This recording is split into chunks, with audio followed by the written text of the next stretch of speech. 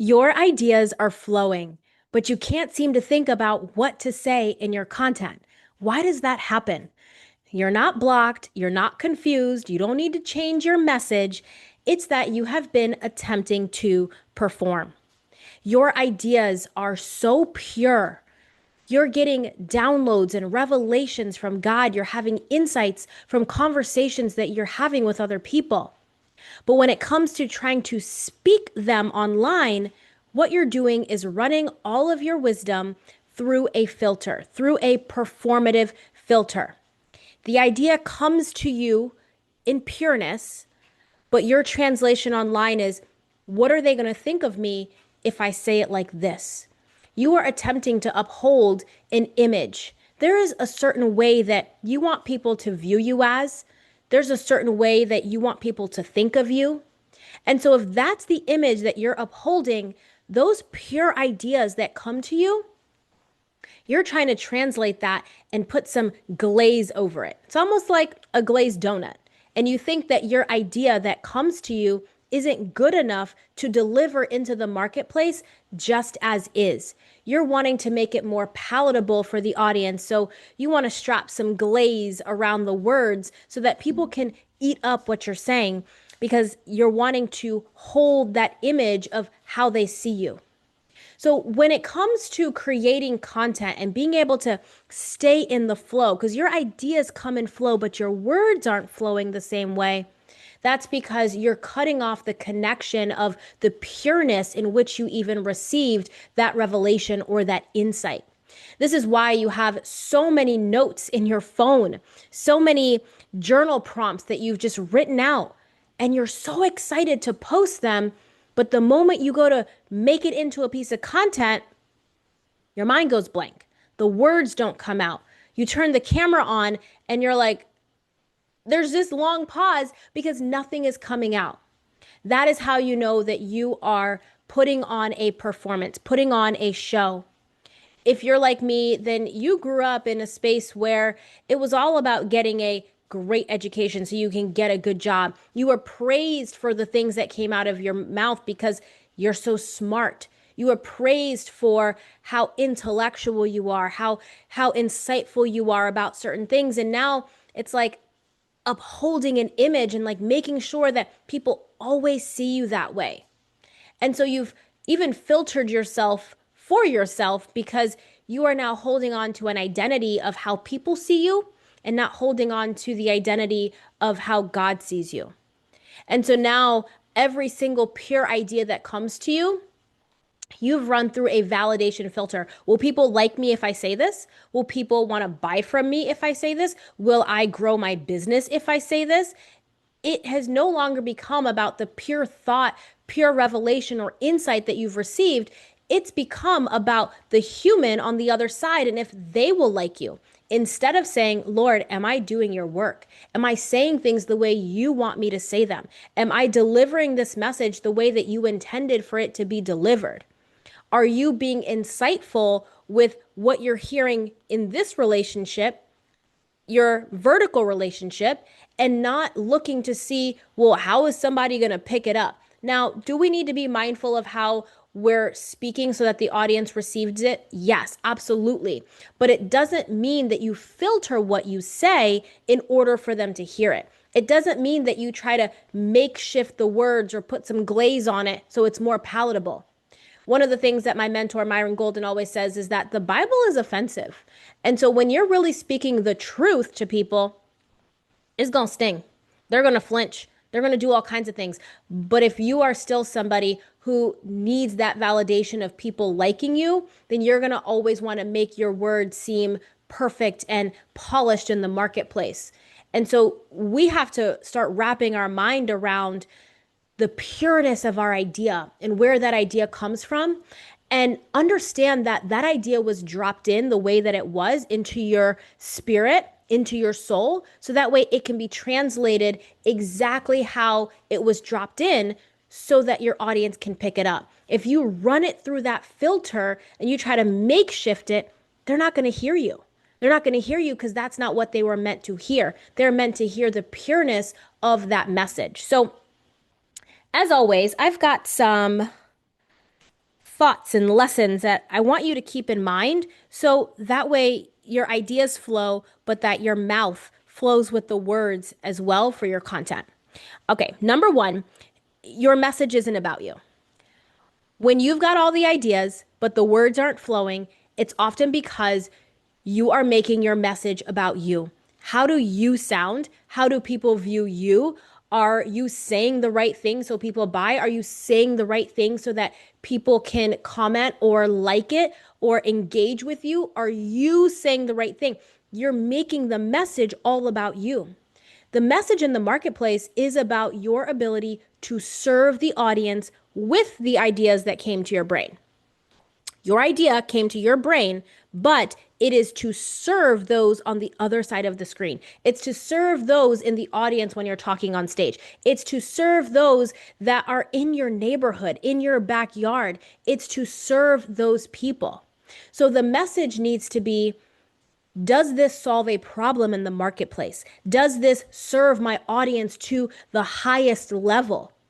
Is this adding value to their lives?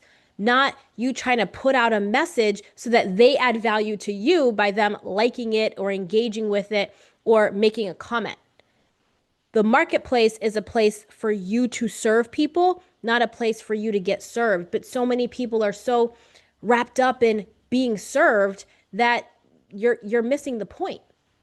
You're not actually serving your audience, and so therefore they're not engaging with you the way that you desire them to, which is to engage and comment and like and buy. You've got to completely forget about you and be of a servant heart. Now, I know you might be thinking, well, yeah, I'm definitely here to serve, but I also want to make money. Don't get my words twisted. I'm not saying that we're not here to make money. I'm not here to say that the value you put into the marketplace is free. What I am saying is that you want to serve your audience, and as a byproduct, the message you're putting into the marketplace does serve your pockets. But people want their pockets to be served before they serve their audience. It doesn't work that way. Anytime you put content into the marketplace, it's not free. People are paying you already with their attention. They're paying you with their time. That is valuable. So it's not free already. But if you're putting out the content hoping that you're being served, then they're not going to pay you with their attention. They're not going to pay you with their time, which means they'll never pay you with their dollars. You want them to pay with their attention and their time, which means that you have to think and consider them and not how your message is serving you, how your message is serving them. So that is number one. Your message isn't about you. It's about them. Number two, your voice doesn't come from your mind. It comes from your body. Your voice doesn't come from your mind. It comes from your body. You're thinking, I've got all these ideas in my mind, and now you're trying to deliver it. But here's what happens. When you think of something, it drops into an experience in your body. It creates a sensation. Your throat, your voice box is not in your brain. Your voice box is in your body. It's here. So that means that what is flowing through you is coming from a sensation. It's coming from an experience. It's coming from a transformation that's already happened within your visceral experience, within your bodily experience. And that's what translates into the marketplace. Sometimes what I see, especially if you're a newer coach or consultant, you've got so much knowledge, so much insight, so much wisdom, but this performative nature is blocking you from even speaking from the wisdom and experience that you've held in your body. You're just speaking from a straight intellectual place. One of my mentors has always said, you want to be able to drop into your body. And I used to wonder, what does that mean? But once you start moving away from this performative nature of trying to get people to think something about you, now you're rested. You're rested in your words. You're rested in your experience. You're not attempting to try to make yourself more than you are, more than you're able to experience and trying to make the audience think something about you. You're not doing that anymore. You are completely comfortable in the transformation that you've had. You're completely comfortable and sound in who you are, that you're not trying to make yourself look like something or make people think something about you. And when you're there, now you're able to rest in your own experience because you feel good enough. When you don't feel good enough, you're always going to want to create and curate an image in someone's mind.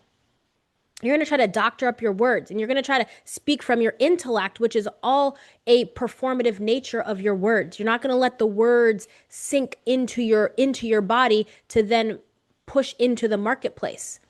So you want to be in such a space where you're able to capture the original experience of maybe when a thought dropped in. If you're having a conversation with a friend or a mentor or a coach or whatever, and you bring that message online, recreate that conversation and make that a part of your content. Recreate that journal experience where you were writing something and you had a thought process and you want to make that into a message. Recreate that experience and speak from that experience. It's almost like you're just telling a story. You're not just relaying information. You're not just telling people what you know, sounding like a textbook. You are relaying a transformation through your words, not just information from your brain. And so that all happens from a sensation that is happening in your body, which means you've got to feel safe with the words that you are saying. But if you're speaking words that you haven't yet experienced or you haven't yet helped somebody with, and you're just speaking words because you learned something a week ago and you're trying to just tell people what you know, that's going to create an incongruency. That's going to make your body feel like, what is this person saying? You're not going to trust the words coming out of your mouth even because now you're trying to run it through a performance. You learned something, but you yourself might not have experienced it personally in your life. And if you haven't experienced it personally, now you're speaking from that incongruent space and you're trying to make the audience think that you have experienced it or think that you have done this, but you haven't. You're just speaking from knowingness. You're speaking from intellect.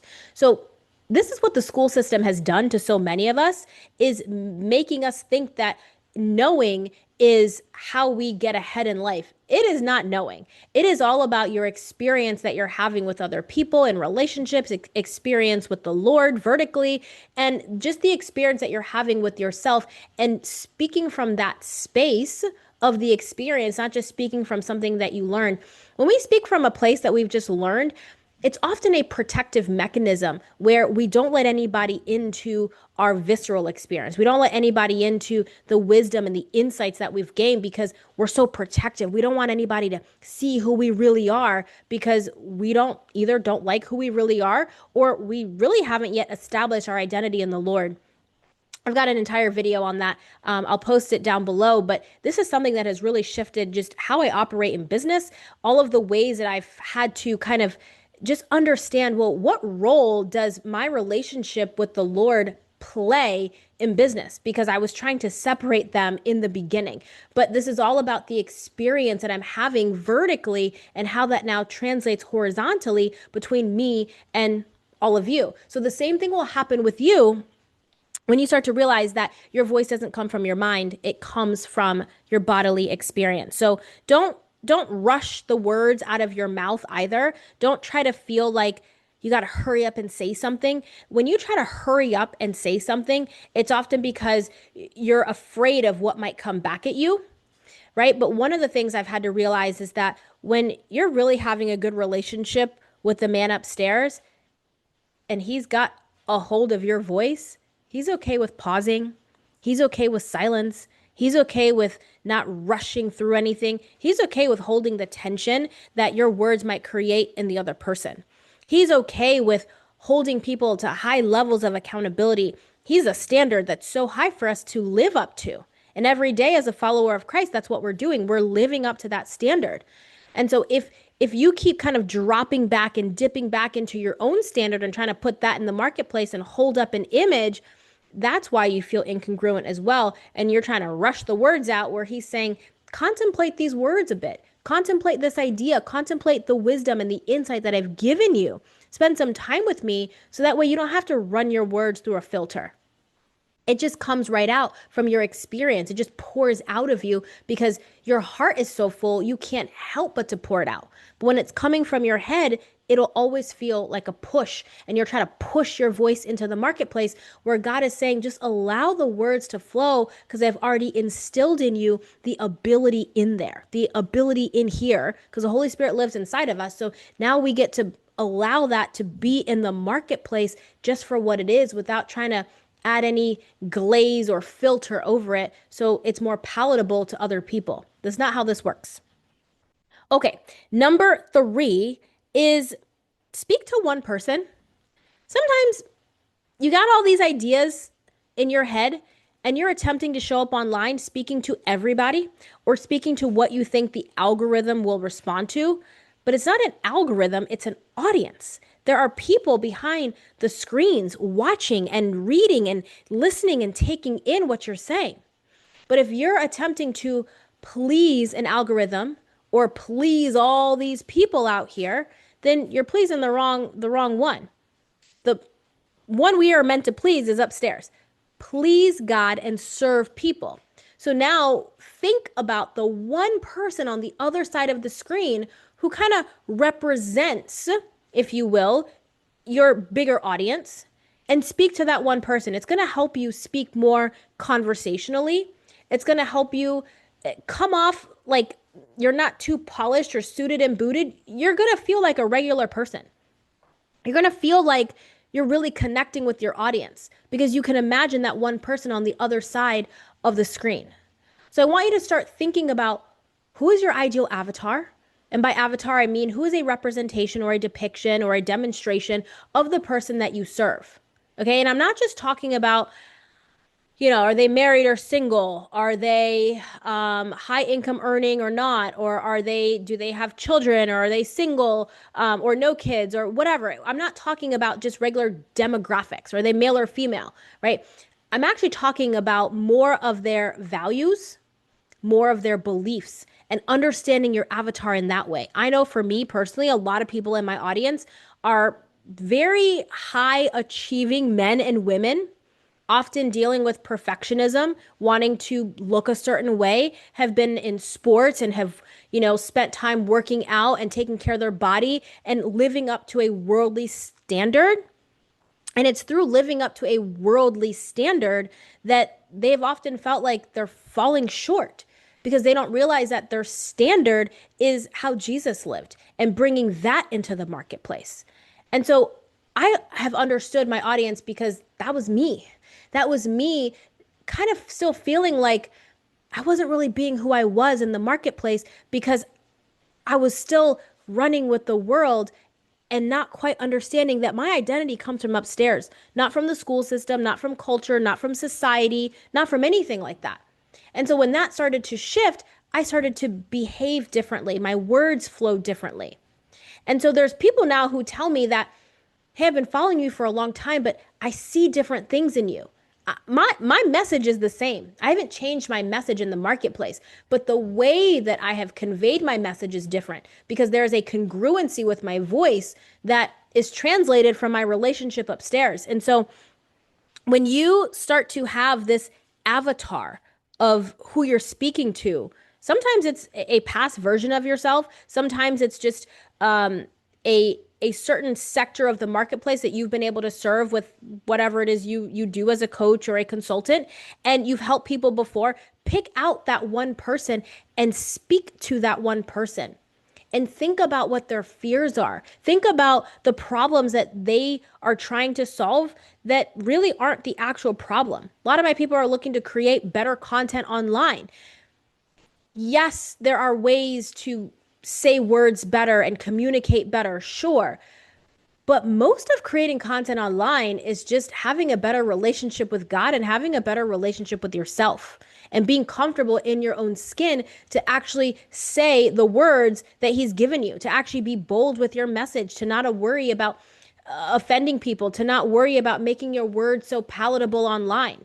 You're not trying to filter it through, I hope people like me if I say this, right? And so what is your audience thinking about? What are they afraid of? What are they attempting to solve that they think their problem is, that that's not their actual problem? I know people who want to make better content has nothing to do with having content pillars or a content calendar. It has nothing to do with that. Are those things helpful? Sure, but they're only helpful if you have a dialed in message, and a dialed in message comes from your relationship with yourself, and the relationship you cultivate for yourself is where you get your identity from. And too many people are looking at who they aren't because of being in school, and maybe you didn't get the best grades, or maybe you got the best grades, but it's like that one C that you got, you're like, man, I missed the mark, or that one test you didn't do well on, or maybe you were like me and you did some form of sports. I was a competitive skater. I've done a bodybuilding competition. It's like that one judge that said this one thing, and now I'm like, man, I'm not that. And we tend to attach ourselves to this thing that we aren't, and we miss the mark on realizing who we actually are. So this boils down to how you see yourself in the marketplace based on how God sees you. That's the actual problem that I know my people are looking to solve. So I gave you that example so that you can understand this goes well beyond just, is your person married or single? Are they divorced? Are they, this income earning or that income earning? Do they have children or no kids or whatever? It's not just the demographics.